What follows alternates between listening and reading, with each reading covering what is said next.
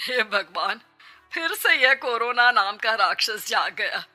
इस बार तो ड्रैगन के मुंह से मौत बरस रही है। सही बोल रही है माँ जी। मुझे तो अब शर्म ही आती है कि मैं चाइना से हूँ। न जाने क्या क्या खाती हैं, कैसी कैसी बीमारी फैलाती हैं। अरे बहू, लेकिन वहीं से तो तू भी आई है ना मेरी लाडो। तू तो अंडा भी नहीं खाती। माँ जी, अच्छा खासा सब ठीक हो गया था, लेकिन पता नहीं कैसे ये फिर निकल कर आ गया। काश चाइना वालों को थोड़ी सी और अकल होती तो आज हम लोगों से अपने यूं जुदा ना हो रहे होते। कोरोना की नई लहर से देश में हो रही मौतों और घर में बंद रहने के कारण हमारी चाइनीज बहू बहुत दुखी होती है। उसे लगता है कि भारत में जो कुछ भी हो रहा है वो उसी के कारण हो रहा है। अब हमारी चाइनीज बहू परेशान सी रहने लगी। अरे क्या बात है मेरी चाइनीज गुड़िया, आज तू एक्सरसाइज नहीं करेगी? अरे ना तो तूने जूस पिया है। क्या हो गया लाडो? कुछ नहीं मम्मी जी, बस अच्छा नहीं लग रहा। लोग मर रहे हैं और मैं जूस पीऊं। माँ जी, चाइना से आई ये महामारी और मैं भी तो चाइना से ही आई ना। अरे अरे बेटा, ऐसा ना सोच। सास पूरी कोशिश करती कि वो चाइनीज बहू को समझाए कि इस बीमारी के लिए वो खुद को दोषी ना समझे, लेकिन माँ जी, मैं आज खाना नहीं खाऊंगी। अब सबका खाना बना दिया है। मैं कमरे में जा रही हूँ, प्लीज डिस्टर्ब मत करना। सास ने अपनी हंसती खेलती बहू का ये रूप तो कभी देखा नहीं था, लेकिन करती भी तो क्या। अगले दिन सुबह सुबह, अरे ये पूरे घर से स्वादिष्ट खाने की महक आ रही है। ये कौन है जो चाय बनने के वक्त लंच बनाकर तैयार कर रहा है? वो किचन में आती है जहाँ चाइनीज बहू ने शुद्ध वैष्णव खाना तैयार कर रखा था। अरे बहू, सोई नहीं क्या जो इस वक्त इतने प्रकार का खाना बना लिया? हाँ हाँ माँ जी, क्या करे, जब दिल में बोझ हो तो नींद नहीं आती। तभी तो मैंने सोचा मैं गरीब और जरूरतमंद लोगों को खाना पहुंचा दूंगी।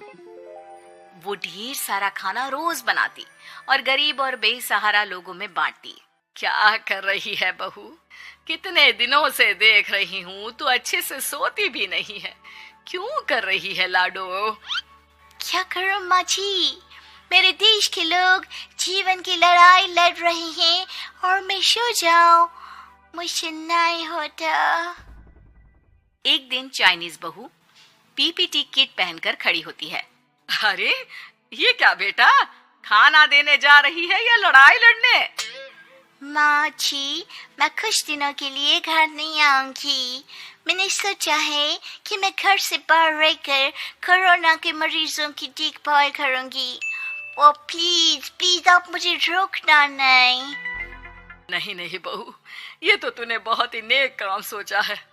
बस बेटा तू अपना ख्याल रखना। बहू वहां से चली जाती है, लेकिन सास की रोज फोन पर बहू से बात होती। घर पर क्या है माँ, क्यों भेज दिया तूने उसे? बाहर कितना खतरा है, उसे कुछ हो गया तो? अरे बिल्कुल चिंता ना कर, उसने सारे नियम कायदे को फॉलो किया है। अरे वो बिल्कुल ठीक रहेगी। और अगर मैं उसे मना कर देती ना तो उसकी अंतरात्मा उसे सोने नहीं देती। तू तो सारा दिन घर से ऑफिस का काम करता, लेकिन मैंने देखा है उसे कितना परेशान रहती थी कुछ दिनों से। हाँ वो भी है। उधर चाइनीज बहू लोगों का खूब ख्याल रखती, उन लोगों तक खाना पहुंचाती, उनके बच्चों की देखभाल करती। एक दिन बहू अपनी सोशल साइट देख रही थी तो उसे दिखता है कि एक आदमी ने बच्चों की देखभाल के लिए पोस्ट डाली है। बहू उसे फोन करती है। मैं आपकी कोई मदद कर सकती हूँ, प्लीज बताओ। दूसरी तरफ से आवाज आती है। मैं और मेरी बीवी दोनों ही कोरोना से पीड़ित हैं।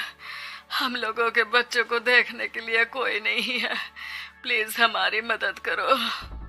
हाँ हाँ बिल्कुल, आप परेशान ना हो, मैं आ रही हूँ। मुझे आपका एड्रेस बताओ।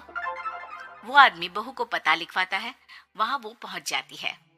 ओह, ये किसे बुला लिया आपने?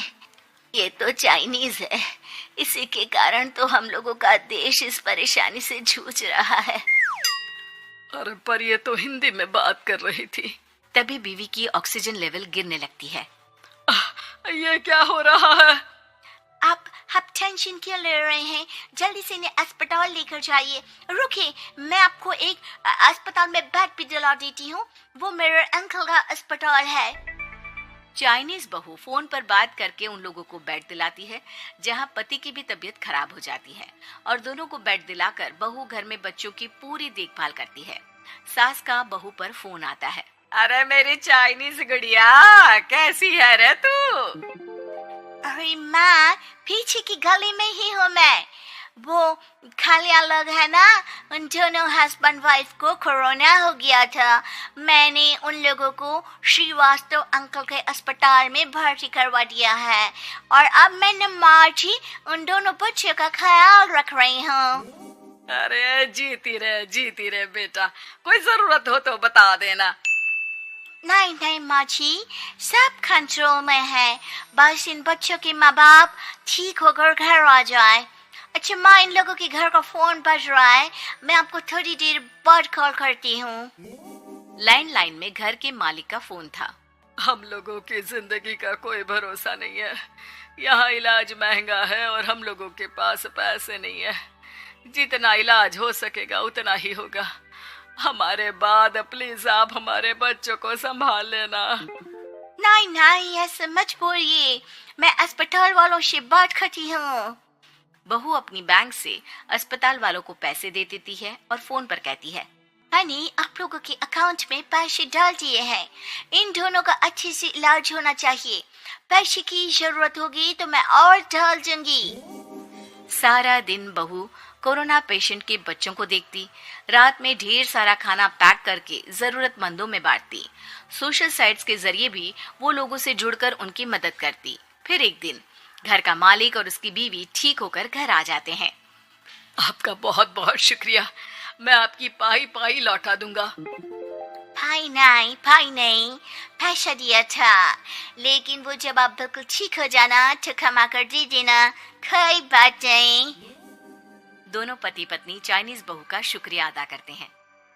आप तो हम लोगों के लिए भगवान की तरह है, आपका बहुत बहुत शुक्रिया। चाइनीज बहू बहुत खुश हो जाती है। वो घर आकर सास को पूरी बात बताती है।